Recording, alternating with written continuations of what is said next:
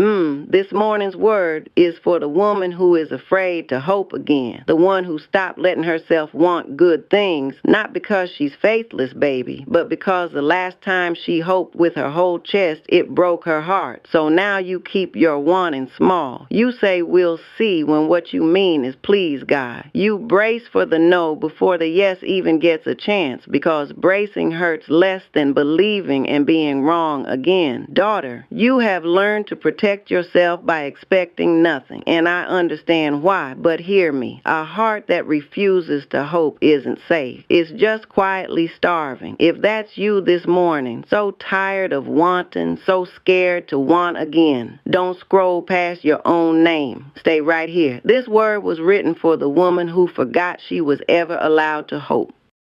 Let me be honest with you the way somebody who loves you would. Before I hand you one comforting thing, I am not going to stand here and tell you the thing that broke you wasn't that bad, or that if you just believe hard enough this time, it's guaranteed to go your way. That's not faith, daughter. That's pressure. And you have carried enough pressure. The disappointment was real. The prayer you prayed and watched go unanswered was real. Guarding your heart after that was not weakness. It was a wound doing the smartest thing it knew how to do. So hear me clearly. If the hope drained out of you and it has not come back, if most mornings feel flat and heavy and you can't seem to feel much of anything, that is worth telling a doctor or a counselor about. This word is real encouragement, but it is not a substitute for help, and reaching for help is not a failure of faith. Now hear this next part all the way down. God is not asking you to manufacture hope out of nothing. He's asking you to let him carry it for a while. Heavy is not the end of your story. It is the middle.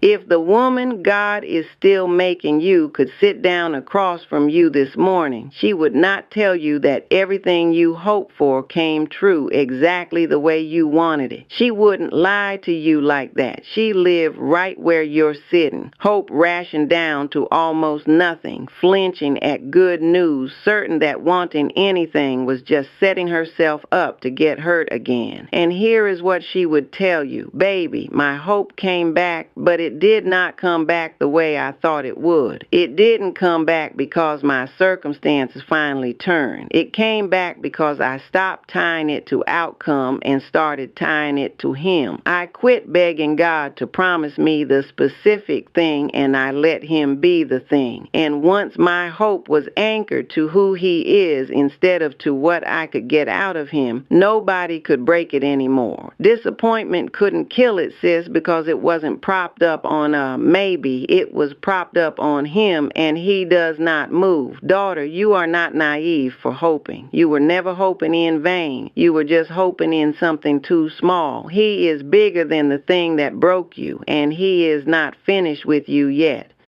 There is one place in Scripture the woman God is making you goes back to every single time the hope runs low. It's in Isaiah 43. Words God spoke over his people when they were worn all the way down and stuck. Sure, their best days were behind them and nothing good was ever coming again. Listen to what he said to a people who had stopped expecting anything at all. Isaiah 43 verse 19. Behold, I am doing a new thing, now it springs forth. Do you not perceive it? I will make a way in the wilderness and rivers in the desert. Sit with that, daughter. Now it springs forth. Present tense, already happening. And then hear what he asked them. Do you not perceive it? Because here is the tender thing, baby. The new thing was already underway and they could not feel it yet. Now, this is your auntie talking, not the verse. Hear what that means for a heart that's afraid to hope. The fact that you cannot see one thing changing does not mean God is not already moving. He specializes in wilderness, in laying a road down where you swore there wasn't one, water where everything looked dead. In its first place, this was God's promise to bring his exiles home, and he is still today the God who makes a way where there is none. So your job is not to force the hope back. Your job is just to not miss the new thing while you're busy bracing for the old pain. So before you put your armor back on and walk out into your day, let's set it down for just a second on purpose. Put your hand over your heart, over the place in you that is so tired of wanting, and say the true thing that disappointment has been talking you out of believing. Say your own name first, gentle, the way God says it when He is about to do something new that you cannot see yet. Then say, God is already making a way. Then say, and I am allowed to hope again. Now breathe, daughter. Slow. You don't have to feel it all the way yet. You just have to stop slamming the door on it. He is already springing something new right there in the middle of your wilderness.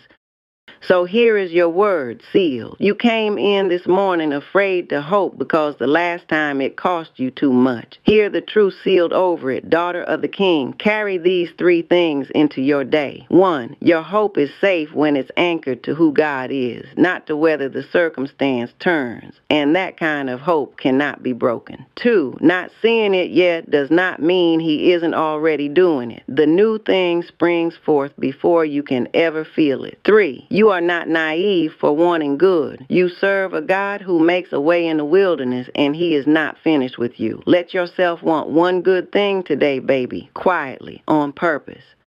You are His, and that settles it. Sit with one question today, daughter. What is the one good thing you stopped letting yourself hope for? And what would it look like to hand it back to God instead of burying it? Tell me down in the comments. I read them like letters back. And come back tomorrow for the woman who feels like a burden, the one who apologized for needing anything at all, who's certain everyone around her would be lighter without her to carry. Come back for it the way you'd come back to prayer.